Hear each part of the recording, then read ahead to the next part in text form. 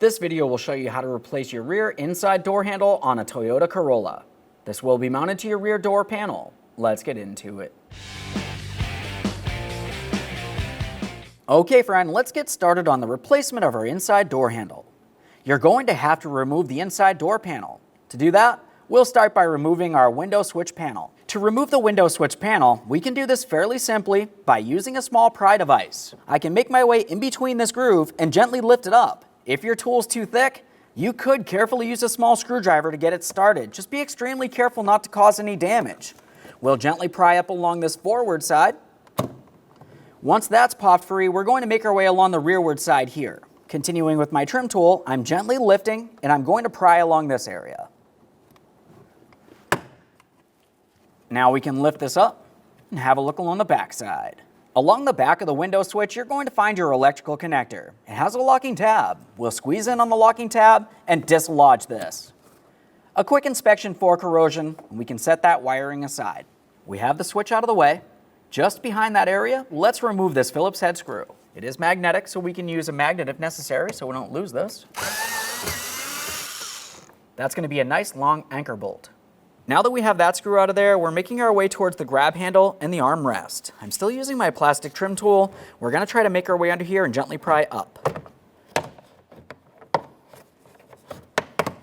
You don't always have to completely dislodge this, but I'm going to try to get it out of the way. A quick inspection along the back side for all of our locking tabs. You can see them making their way across.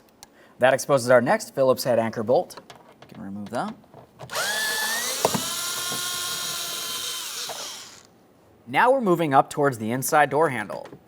Along the back side here, you're going to find a circular trapdoor. I'm using a small flathead screwdriver to make my way into this groove, and we'll gently pry this out of place.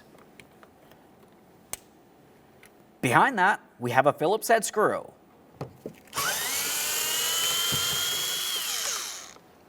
Now as you can see, that mounting bolt is considerably shorter than the other two. We don't have to worry about mixing these up. Now we're going to be using our trim tool down along the bottom of the door panel. We're going to find a small slot, we'll slide it in and gently start pulling the door panel away from the door. With the door panel pulled away, we can see our cables leading to the inside door handle. The upper cable, with the white adapter, is for the door lock. The green is down below that, and that is for the handle itself. We're dislodging both because it's one assembly. For this, it's fairly simple to just take hold of it and you should be able to pull it out of place. You can also pry if necessary, just be extremely careful. Now that I have that slid out and away from the door handle, I'm paying attention to the end of the cable now. As far as the door lock cable, it has a small ball at the end which slides into this groove. Just a quick inspection of that cable to confirm it's not damaged in any way. We'll rest that aside. Continuing on to the door handle cable next. Same process, go ahead and pull that out. Now we're pivoting. As you can tell, that slid out of place very easily.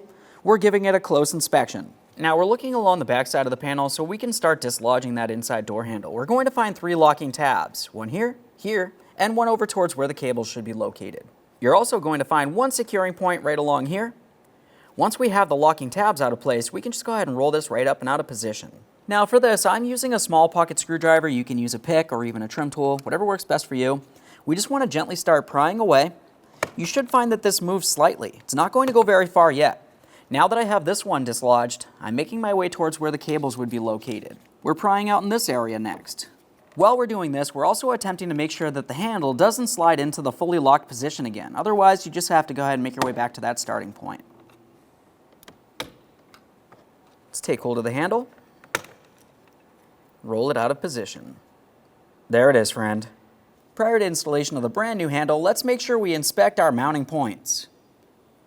Once you've confirmed that everything's still in good usable order, we can continue on. Let's install that inside door handle. We're going to start with this one tab here. That'll slide into this area. Just come in at an angle. Now we'll gently rest this up against the door panel, ensure that everything looks like it's aligned, and lock it in. Listen for an audible click from all 3 locking tabs, and we're also going to give this a slight tug, confirming it is secured in place. Before we bring the door panel up to the door, I always like to give the door a thorough inspection. There's going to be several circular ports making their way around for plastic push clips to make their way into. It's going to look like this. If you have any of these still inserted in the door, we need to remove them and insert those into the door panel. To remove these, I'm just using a trim tool as a prying device. You can also use a flat blade screwdriver. You just want to be extremely careful.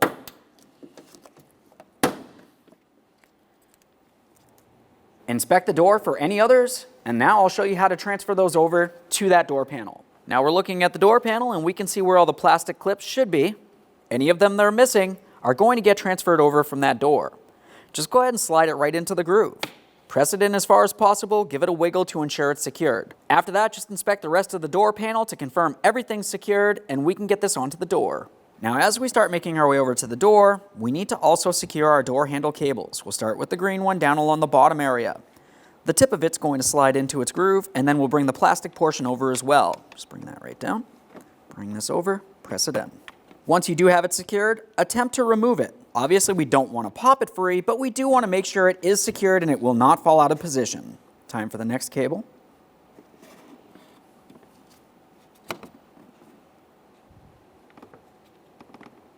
Let's get the door panel in position. Now I'm bringing this over and we're aligning our pins with their corresponding ports on the door. Once everything feels as though it's aligned, we can press this up against the door.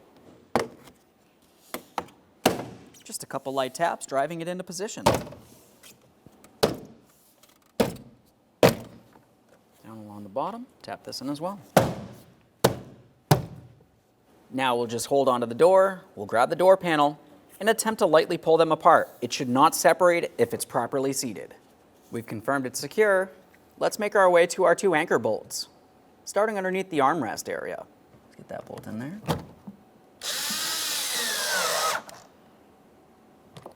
On to the next anchor bolt.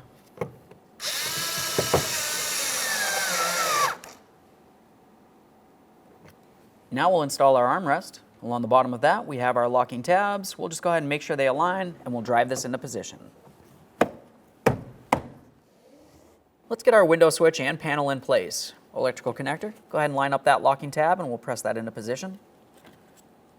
Listen for an audible click, a light tug confirming it's secured. We'll make sure we have it in the proper orientation, line it up, and press it in. Audible click all the way around, confirming it's properly secured. Now we can move up to our final mounting screw inside of the inside door handle. Just go ahead and start that in, snug it up.